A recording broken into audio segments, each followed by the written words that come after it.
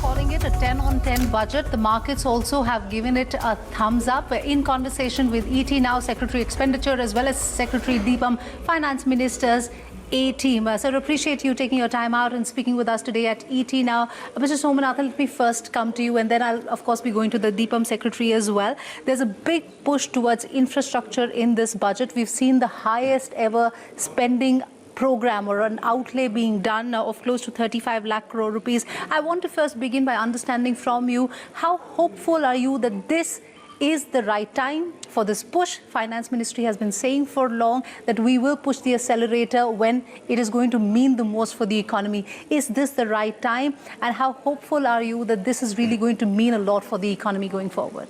First, I think it is almost certainly the right time because the pandemic is receding and we have cases coming, the active cases are coming down. We have the vaccination program rolled out. I think this is the time when we can now begin to look at reviving the economy without having to look behind our back all the time for the pandemic. So I think this is the time, timing is right. And I think the amount of resources that the central government has committed, which is basically a 34.5% increase in capital alone, and an overall increase of more than 4 lakh crores in government expenditure, most of it going into schemes and capital expenditure. I think this push, 5.5 lakh crores is about 2.75% of GDP. Right. And that is not an insignificant amount. The increment alone is more than 1 lakh crores. So I think we are likely to see a pickup of activity in a number of infrastructure. We're already seeing it. And as you may know, we have started pressing the accelerator from November. Right. In fact, in November, the capital expenditure year on year was up 270%. So we are beginning to see results. I think the timing is good and fingers are crossed, and let's hope that I must also ask you, because the IMF is predicting that for next year we will grow at 11.5%. The economic survey is pegging growth at close to 11%. But many people have a concern because this is a big stimulus push. It will also be inflationary in its impact. Do you concur with that view? I don't. Because I'll tell you two reasons why I don't. First, we are giving this infrastructure push at a time when there's a lot of spare capacity in the economy. There are sectors where there is not, for example, automobiles and so on. But many sectors of the economy are working well below their capacity, particularly the construction industry. If you look at real estate, if you look at construction, there's a lot of absorptive capacity for more activity. Right. And secondly, there is unemployment. There are unemployed resources, both human and material and financial. So at this time, a stimulus of this kind is unlikely to be inflationary. Right. Let me also, go and speak with the DIPAM Secretary as well. Mr. Pandey, up until now, we were thinking that the divestment target is going to be anywhere between 2.5 to 3 lakh crore rupees. Are you relieved that the target is much more achievable this time around? No, I think the budget itself is on a very fair principle of achievability. I think if you really look at the tenure, the whole tenor of the budget, it's basically the expenditure numbers, the receipt numbers. They are really pegged on achievable thing rather than just plugging the gap. And I think this is quite an achievable target. While you're saying this is an achievable target, you also have a pipeline in front of you and a PSU privatization policy that has been cleared as well. Help us understand, as far as the PSU privatization policy is concerned, how are we dividing the strategic and non-strategic sectors, and when will we start really moving as far as the strategic and the privatization plan as well? See, as you're aware that, we had actually announced big ticket disinvestments, and they were well on course. But for COVID, I think there was a delay, and the delay was practically, based on request of the bidders, because for a lot of time, we had travel which was not available. There were also a lot of other issues. I think we are back on the track, so the transactions have resumed. Now we are head up on those transactions. Certainly they can, in the beginning of the year, in the first half of financial year, we can close those transactions. So, and simultaneously that the new pipeline will be created, and the new policy which Honorable Finance Minister has announced is basically, the 4 broad sectors and a bare minimum presence. And the other, which is away, the non-strategic sectors, it could be,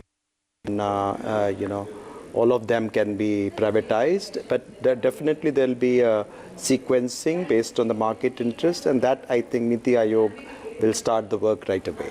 I must also ask you, because banks are to be privatized, general insurance companies to be privatized, and also the big behemoth LIC IPO as well that will be in the offing in FY22. How will you look to time all these products? Because that is going to be critical. Also at a time when we've seen that private sector has raised a lot of money, the government's disinvestment drive has really stuttered. So what will you do differently this time around, and how will you ensure that this time we really walk the talk on disinvestment, asset sales, privatization, because we've also been watching it very carefully?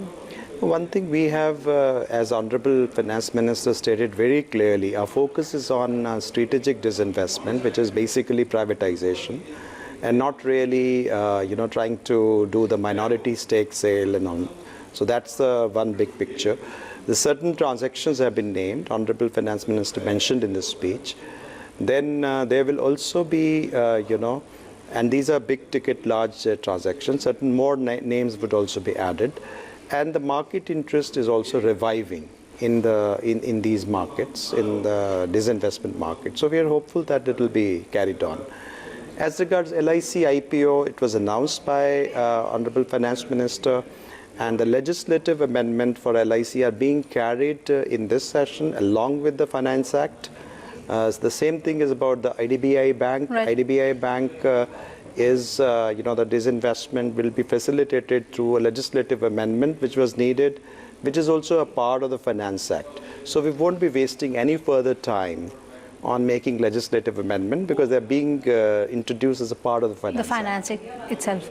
Right. Let me shift focus and come to you. As far as the healthcare outlay is concerned, pretty significant, but many people question the outlay that has been made for the COVID-19 vaccine, just about 35,000 crore rupees, and which coming in from. Are you going to ask people to go and vaccinate themselves, and the government is going to be taking the burden only for frontline and healthcare workers?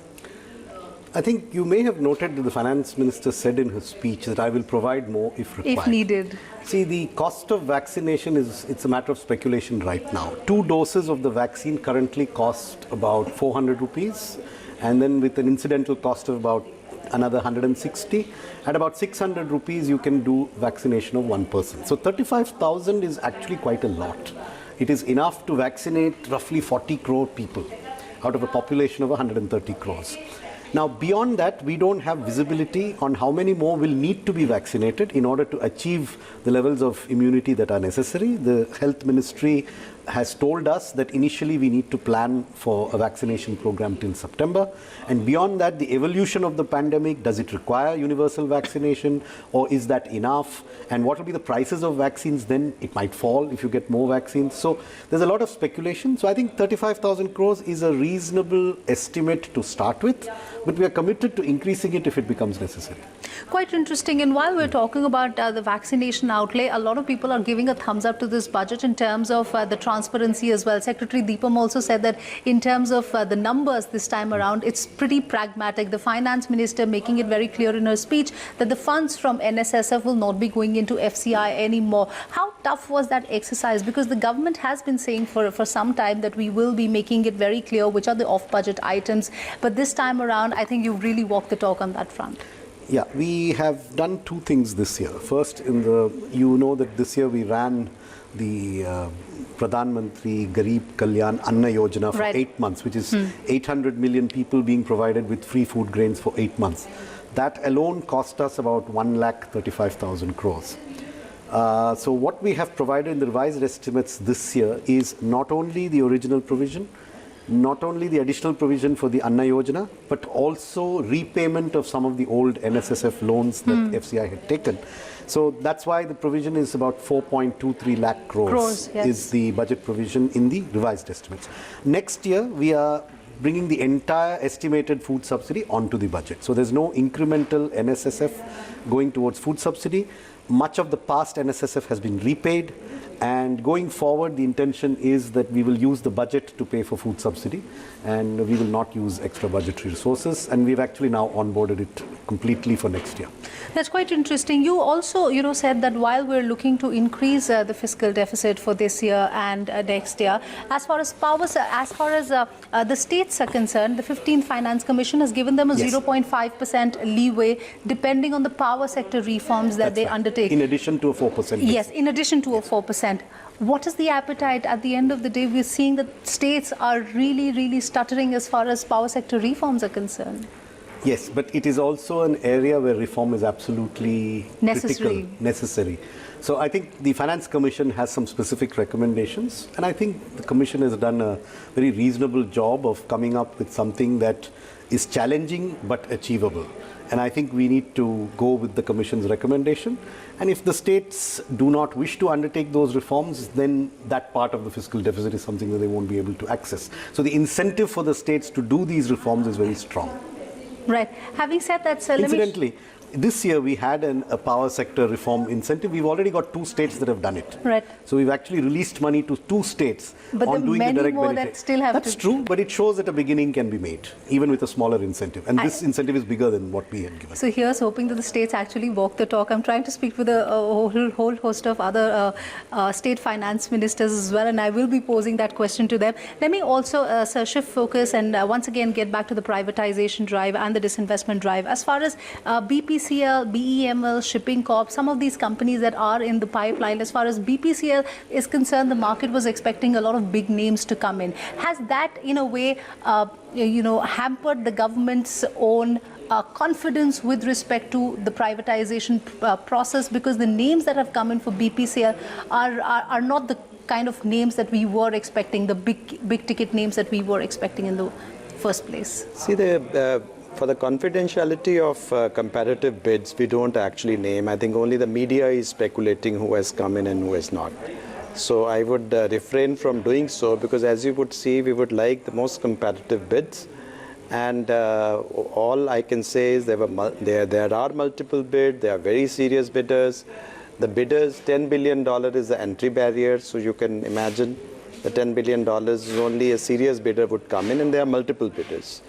Only thing, I would not be able to name them, because I think there has to be a real competitive bid where no one bidder should know who else is bidding. I must also ask you about the asset monetization program as well, the pipeline that has been announced in the budget. What will you do to ensure that companies are able to move forward with the asset monetization plan, and how will you ensure that there is success also that we get when we do move in this process finally? I think that's a very important step that I think Honorable FM has announced as an institutionally, as moving forward. A few transactions have taken place. You have seen the TOTs by the NHAI. You had power grid InvITs. You have got also the InvIT from NHAI, where certain toll roads are being bundled into. But there is to be a much larger thing, and Honorable Finance Minister did announce specific things that we are working on. Niti Aayog is closely monitoring it, this core group monetization. The MOU system, which is there with the public sector CPSCs, which the administrative ministries do. Which you've now incorporated in the MOU. Specifically, asset monetization plan of the CPSCs have been incorporated as one of the important things which they will be measured against, because that also determine their performance-linked incentives. So this is there is an asset monetization plan of the CPSCs, followed by a close monitoring by the core group on asset monetization headed by Cabinet Secretary. So the structures are in place. I think with this push, I think we tend to see, because there is a lot of funds, lot of other investors who are waiting for this mechanism to do it. And not to forget that we have also been able to do a fair amount of regulatory easing on that. There is a SEBI listing which has SEBI approvals which have taken place. So a lot of learning has gone down the line. I think now the things will be much accelerated. And just one thing to add to what he said. Sure, sir. The Honorable Minister also announced the creation of an SPV for land monetization. Yes. Because we recognize that sale of land is not a typical asset, and there are certain technical skills required to do it successfully. So that SPV will also help us with monetizing government land. Which is also going to be very, very important. My last question to you, sir, before I let you go, and since you said that as far as LIC is concerned, we've put the necessary legal amendments that have to be made as a part of the Finance Act, how soon can we expect the listing of LIC, and how much will the government be looking to offload? The listing of the LIC would obviously be taking place during FY21-22. Right now, the embedded value is to be, worked out, and for that, DIPAM has appointed the actuary firm, which will be taking up the independent actuaries firm to do the embedded value valuation. And with the necessary passing of the legislative amendment, we will be on course to achieve it in FY21-22. All right, sir. On that note, appreciate you both taking your time out and speaking with us today at ET Now. Thank you very much. Thank you.